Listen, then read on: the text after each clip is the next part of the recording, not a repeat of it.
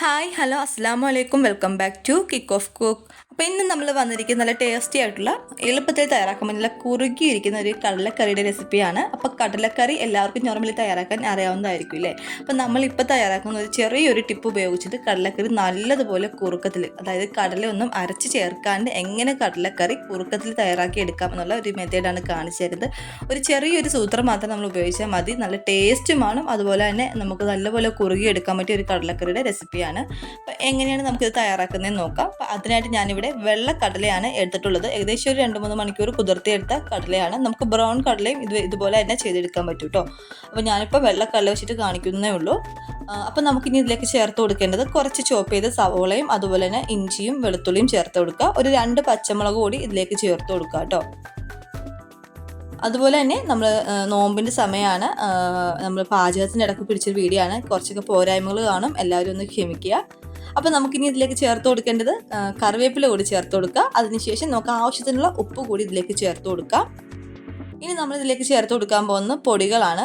പൊടികളെന്ന് പറയുമ്പോഴത്തേക്ക് ഒരു 1/4 ടീസ്പൂൺ അളവിൽ മഞ്ഞൾപ്പൊടിയും 1/4 ടീസ്പൂൺ അളവിൽ ഗരം മസാല പൊടിയും ചേർത്ത് കൊടുക്കുന്നുണ്ട്.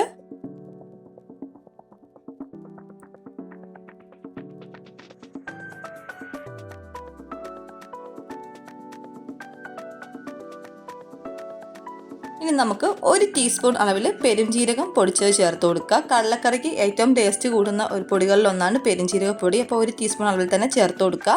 ഇനി 1 ടീസ്പൂൺ അളവിൽ മല്ലിപ്പൊടിയും മുളക് പൊടി കൂടി നമുക്ക് ഇതിലേക്ക് ചേർത്ത് കൊടുക്കാം. മുളക് പൊടി നമ്മളിപ്പോൾ ഒരു 1/2 ടീസ്പൂൺ അളവിൽ ചേർത്ത് കൊടുത്താൽ മതിയാവും. അപ്പം അതുകൂടി ചേർത്തതിന് ശേഷം നമുക്ക് കടല വേവിക്കാനായിട്ടുള്ള വെള്ളം കൂടി ഇതിലേക്ക് ഒഴിച്ചു കൊടുക്കാം. വെള്ളം കൂടി ഒഴിച്ചതിന് ശേഷം ഏകദേശം ഒരു 8 വിസിൽ നമ്മൾ അടുപ്പിച്ചെടുക്കുക. അപ്പോൾ നല്ലതുപോലെ കടല വെന്ത് കിട്ടും. 8 അല്ലെങ്കിൽ ഒരു 6 വിസിൽ മതി. ഞാനിവിടെ 8 വിസിലാണ് അടുപ്പിച്ചിട്ടുള്ളത്.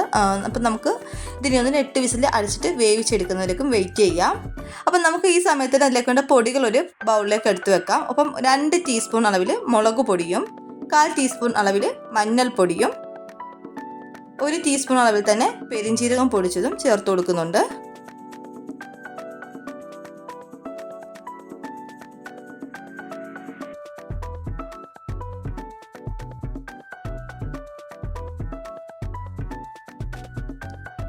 ഇനി നമുക്ക് 1 ടീസ്പൂൺ അളവിൽ തന്നെ മല്ലിപ്പൊടിയും 1 ടീസ്പൂൺ അളവിൽ തന്നെ ഗരം മസാല പൊടി കൂടി ഇതിലേക്ക് ചേർത്തിട്ട് നമുക്കൊന്ന് സൈഡിലേക്ക് മാറ്റി വെക്കാം. താളിക്കുന്ന സമയത്താണ് നമ്മളിത് ചേർത്ത് കൊടുക്കുന്നത്.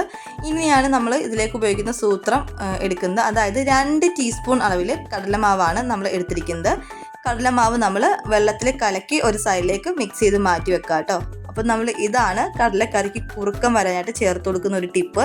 നല്ല അടിപൊളി ടേസ്റ്റാണ്. ഹോട്ടലുകളൊക്കെ കൂടുതൽ ആൾക്കാർ ഉപയോഗിക്കുന്ന ഒരു ടിപ്പാണ് കടലക്കറിക്ക് കുറുക്കം വരാനായിട്ട്. കടല അരച്ച് ചേർക്കേണ്ട ആവശ്യമൊന്നുമില്ല. ഇങ്ങനെ ചെയ്താൽ തന്നെ നല്ല ടേസ്റ്റി ആയിട്ടുള്ള കടലക്കറി നമുക്ക് തയ്യാറാക്കി എടുക്കാൻ പറ്റും. നിങ്ങളൊന്ന് ട്രൈ ചെയ്ത് നോക്കുക കേട്ടോ. അപ്പം നമുക്ക് എന്തായാലും ഇതൊന്ന് സൈഡിലേക്ക് മാറ്റി വെക്കാം. അപ്പം നമുക്ക് കറിക്ക് താളിക്കാനായിട്ടുള്ള ചട്ടി ചൂടായിട്ടുണ്ട്. ഏകദേശം ഒരു 2 ടേബിൾ സ്പൂൺ അളവിൽ വെളിച്ചെണ്ണയാണ് ഞാൻ ഇതിലേക്ക് ചേർത്ത് കൊടുക്കുന്നത്. അപ്പം ഇനി നമുക്ക് കടുകിട്ട് പൊട്ടിച്ചെടുക്കാം. അതുപോലെ ഒരു ഉണക്കമുളക് കൂടെ ഞാൻ ഇതിലേക്ക് ചേർത്ത് കൊടുക്കുന്നുണ്ട്.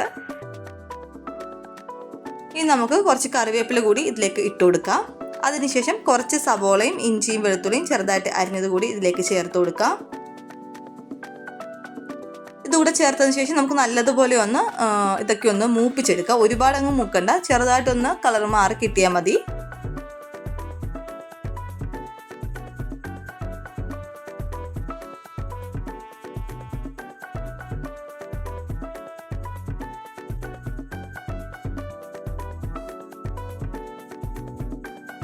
അപ്പോൾ അത്യാവശ്യം നല്ലതുപോലെ ഒന്ന് കളറൊക്കെ മാറി വാടി വന്നിട്ടുണ്ട്. ഇനി നമുക്ക് നമ്മൾ നേരത്തെ എടുത്ത് വെച്ചിരിക്കുന്ന പൊടിക്കൂട്ടുകൾ കൂടി ഇതിലേക്ക് ചേർത്ത് കൊടുക്കാം.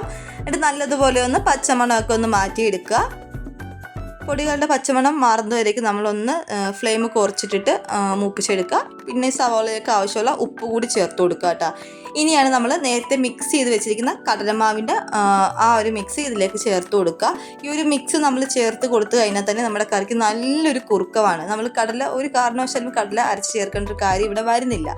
ഈ ഒരു മെത്തേഡ് മാത്രം ഉപയോഗിച്ചാൽ മതി. അപ്പോൾ നമ്മൾ അത് ചേർത്ത് ജസ്റ്റ് ഒന്ന് വെള്ളം അതിൽ വലിഞ്ഞതിന് ശേഷം നമ്മൾ വേവിച്ച് വെച്ചിരിക്കുന്ന കടല കൂടി നമുക്ക് ഇതിലേക്ക് ചേർത്ത് കൊടുക്കാം. എന്നിട്ട് ആ മസാല നല്ലതുപോലെ ഈ കടലയിലേക്കൊന്ന് നമുക്ക് മിക്സ് ചെയ്ത് ചേർക്കണം. നല്ലതുപോലെ തന്നെ കടലയിലേക്ക് ഉപ്പ് കൂടി പിടിക്കും നമ്മൾ ഈ ഒരു മെത്തേഡ് ചെയ്ത് വരുമ്പോഴത്തേക്കും. നല്ല ടേസ്റ്റാണ്. ഇനി നമുക്ക് ആവശ്യത്തിന് വെള്ളം കൂടി ഒഴിച്ചു കൊടുത്തിട്ട് നല്ലതുപോലെ ഒന്ന് തിളപ്പിച്ചെടുക്കുക. അപ്പോൾ ഞാൻ അല്പം വെള്ളം കൂടുതൽ വെച്ചിട്ടാണ് തിളപ്പിച്ചെടുക്കുന്നത്. കാരണം നമ്മൾ കറി നല്ലതുപോലെ തിളച്ചതിന് ശേഷം നല്ലതുപോലെ ഇത് കുറുകി വരുന്നതാണ്. അപ്പം കുറച്ച് വെള്ളം കൂട്ടി വെച്ചാലും കുഴപ്പമൊന്നുമില്ല.